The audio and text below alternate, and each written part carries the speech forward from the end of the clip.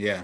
So I think some of the synagogues are open, but they must be really limited. And I want like, you know, if there is people from the community that really like feel like home, they're rather like leave them place and I will connect. You know, it's easy for me to connect online to other services, or like Yeah.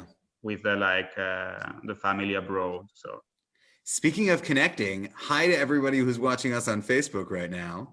Um, this is just the your. What a transmission, Jeremy.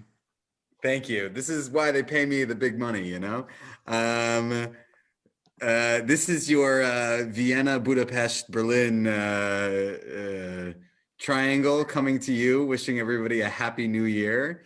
And what a strange new year it was. I have to say, today was like the weirdest day for me. I like did not enjoy the prayers at all. We had to cut out all of the things that I love. All the tunes that I love were cut because we had to make it shorter and all this stuff. And like, I'm mostly just mad at coronavirus. I don't think I'm really mad at any. I think,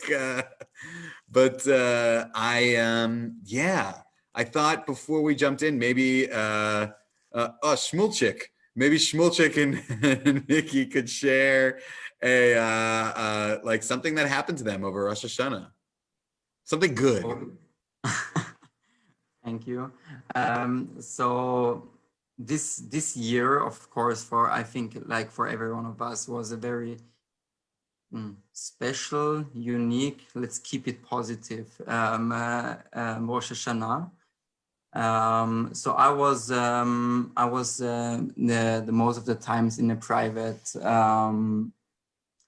Rosh Hashanah prayer by one of the families, by the family of Bini Gutman.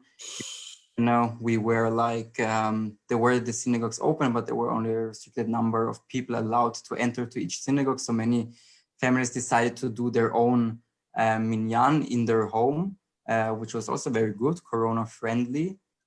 So that was very special. Even though I was not able to be there the whole time because I was like running from one synagogue to the other. But that gets me to the next point, that when you see my transmission from last year or 2 years ago to this year, I was like even though there was Corona, I felt like very much more into Shana Tova and into all this Jewish cultural thing. Like I felt like very more connected to it because I was invited by so many different families to their private minyanim, which was very surprising for me as well, but also to their seudot. So that was this year very special and very new also for me, for someone who grew up very secular. To be invited from one point to the other, to very religious minyanim and very religious seudot, which was very nice. I really, really liked it. So, yeah. Awesome. Thank you for sharing that. That was beautiful. I wish I'd gone to Vienna for Rosh Hashanah, but Nikki? look, to me, it's have been like a weird Rosh Hashanah. As I was telling before, I was really used like to go to shul in the afternoon, then go again in the morning, have like dinner with my family or in the shul. And actually, like I was really struggling to refine the meaning of this Hagim. What will it be different Rosh Hashanah from another day? What it will be like all this week until Yom Kippur look like? But at the end, like yesterday, we were doing the Seder via Zoom, and I discovered that at the end, like you can be present in so many places at the same time and connect with so many more people than I will usually be able to. So I found myself doing like the prayers in Barcelona, and just after connecting to a Seder that was based in California, in the States, in Budapest at the same time. So at the end, I feel like, yes, it feels really disconnected. Everyone has to be apart from each other and their beloved ones. But at the same time, we are creating another sense of community. And it was a really beautiful moment, the fact of like sharing this cell with everyone you care about. Wow. I have to say, both of you did the same exact thing, which is exactly the thing I was going to talk about right now, because both of you, what you did is you're like, yeah, things were crazy, but like we found these amazing things out of it. Like I found like all these like private minyanim and all these meals, or like I found a whole new way to like think about the holiday and all these people to connect with. I was actually thinking tomorrow is a fast day. It's a minor fast. It's called Som Gedalia. And over the holiday, someone was like, who the heck was Gedalia? Like, why do we have a fast for this guy, Gedalia? And Gedalia is an interesting character because the Babylonians come and destroy Jerusalem in 586 BCE.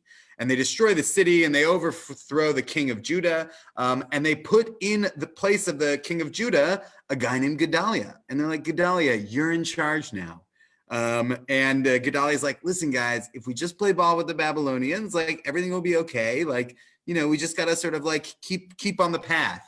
And a bunch of other Jews were like, no, Gedalia, instead, we're going to assassinate you. So Gedalia gets killed. And then we have this fast to commemorate Gedalia's death. And there's an interesting conversation. There are two interesting conversations about Gedalia's death in this fast in the Talmud. The first, which is sort of an aside, is that it says in the Talmud, why do we fast just for Gedalia's death? And it says, because the death of great people is like the burning of the house. It's like the burning of the temple. You know, like, yeah, we commemorate the burning of the temple and all that stuff, but actually the death of a great person is like this destruction. And I would be remiss if I didn't mention the passing of Ruth Bader Ginsburg, one of the most fantastic, amazing, powerful Jewish women, certainly in my lifetime. Her memory should be a blessing. And, you know, it really feels like, for those of us invested in the American political system, like perhaps this is a house burning down. But there's another interesting Talmud, which is connected to what Shmulchik and Mickey said, which is people say actually Gedalia died on Rosh Hashanah. He was actually killed on Rosh Hashanah, but they put off the fast until the day after Rosh Hashanah. Why? Because you don't mess with the holidays. My grandma used to say, you don't verster simcha. You don't mess with the holiday, which means when there's something good going on, you have to ignore the bad. Or another way to think about it, when bad comes at you, you have to try to use the good to steer around it. And there's a ton of bad about today. There's a ton of bad that like was just like, the world is bad. I mean, like things are just not feeling good. And both of you are like, yeah, the world is bad. And we found these awesome things today. These things we never would have discovered. And I also have to say, I had a bad Rosh Hashanah prayers. I was not having a good time. And then we had a communal tashlich at 12. And it was like, there were hundreds of Jews just by the river, with masks on, throwing bread in the water. And I was like, this is awesome. This is awesome. And the ability to have the clarity of thought to say, yeah, there's sadness, but we're still going to pursue joy. We're still going to force ourselves to find goodness. That's a message of every Jewish holiday. So thank you to my rabbis for inspiring me. I might add something even. Please.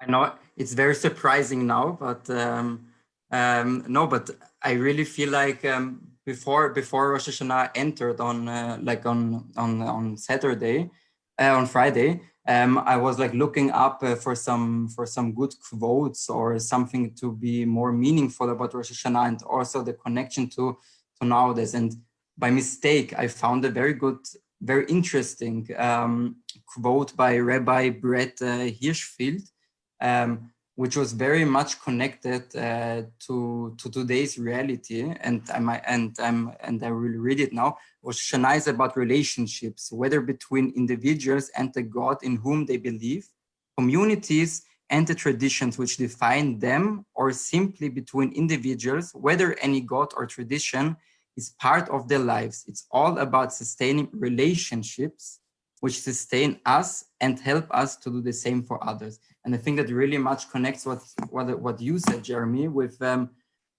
don't destroy any holiday, like the positivity of each holiday. And I also think even though that we have Corona in these times, that in every community around the world, we did the best out of it, and it can't